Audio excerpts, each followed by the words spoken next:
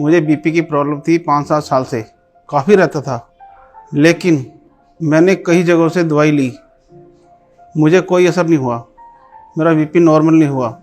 उसके साथ मुझे शुगर भी हो गई, शुगर भी मेरी 250-300 तक पहुंच गई थी। लेकिन मैंने टीवी पर किट की ऐड चल रही थी, फिर मैंने किट मंगाई और 3-4 महीने सेवन करने के बाद मैं बिल्कुल स्वस्थ हूँ और मेरा बीपी नॉर्मल हो गया, शुगर नॉर्मल हो गई। उससे मेरे को सारा कम्प्लीटली आराम मिल गया। मेरा नाम पूजा उमले है। मुझे यूट्रस में फाइब्रोइड था और बहुत तकलीफ थी, तो काफी मैंने दवाई किया, तो डॉक्टर बोल रहे थे कि आपको ऑपरेशन करना पड़ेगा। तो किट मैंने मंगवाया, तो किट से मुझे बहुत फायदा हुआ। उससे 3 महीना मैंने दवाई लिया, तो उससे मेरा फाइब्रोइड खत्म हो गया। तो अभी मैं बहुत ठीक हूँ और अच्छा महसूस कर रही हूँ। और मेरा नाम जोगिंदर कुमार जैन है। अंदाज 20 साल पहले के करीब मुझे अपने आप में बहुत कमजोरी, चलने फिरने में बहुत एसिडिटी वगैरह की दिक्कत आनी शुरू हो गई थी। इसके लिए मैं डॉक्टर के पास गया, तो डॉक्टर ने मेरा बीपी चेक करा, तो उन्होंने देख के ये बताया कि आपका बीपी थोड़ा सा हाई रहता है। तो मैंने उस पर भी इतना गौर नहीं करा। फिर 15-20 में फिर गया, कहते हैं ये आपका बीपी और बढ़ गया है, इसके लिए आपको दवाइयाँ नियमित रूप में करने चलानी पड़ेंगी। तो डॉक्टर की एडवाइस के अनुसार मैं दवाइयाँ लेनी शुरू कर दी।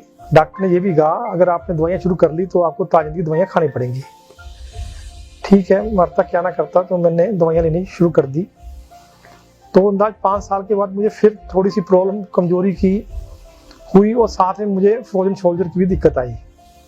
तो फिर मैं दूसरे फिजिशियन के पास गया, तो उसने कहा भी आपको शुगर की दवाई लेनी पड़ेगी, नहीं तो आपके लीवर वगैरह, आंखों में बहुत दिक्कत आएगी। और आपने ये भी मुझे उन्होंने चेतावनी दी, शुरू कर ली तो आपको ताजन की खानी पड़ेगी।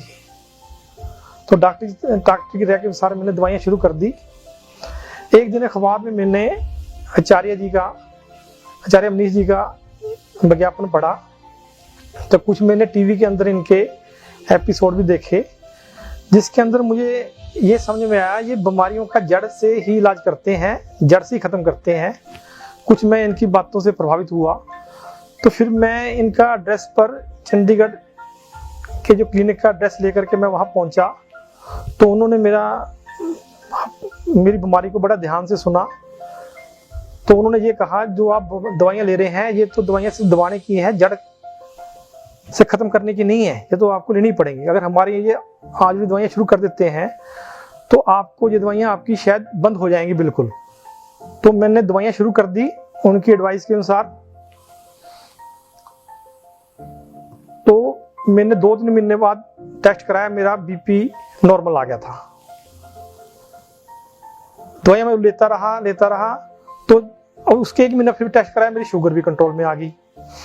तो अब मैं पिछले महीने से ही दवाइयाँ दोनों बंद कर दी हैं, एलोपैथिक दवाइयाँ, शुगर की भी और अपनी बीपी की भी। इसके लिए मैं आचार्य श्री मनीष जी का, मैं उनके डॉक्टर का बहुत धन्यवादी हूँ, जिन्होंने मुझे इस बीमारी से छुटकारा दिया। मेरा नाम संदीप मुखीजा है। मैं एक IT प्रोफेशनल हूँ।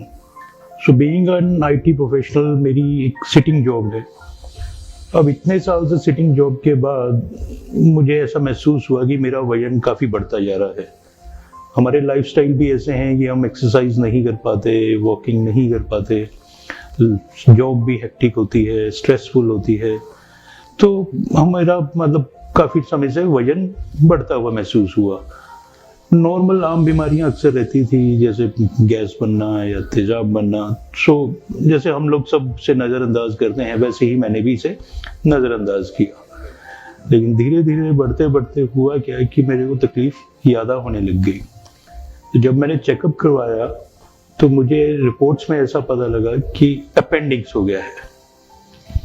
अब उस अपेंडिक्स के लिए मैं जिस भी डॉक्टर के पास गया, सब ने मुझे यही बोला कि आपकी तो सर्जरी होगी, जो कि मैं बिल्कुल नहीं चाहता था।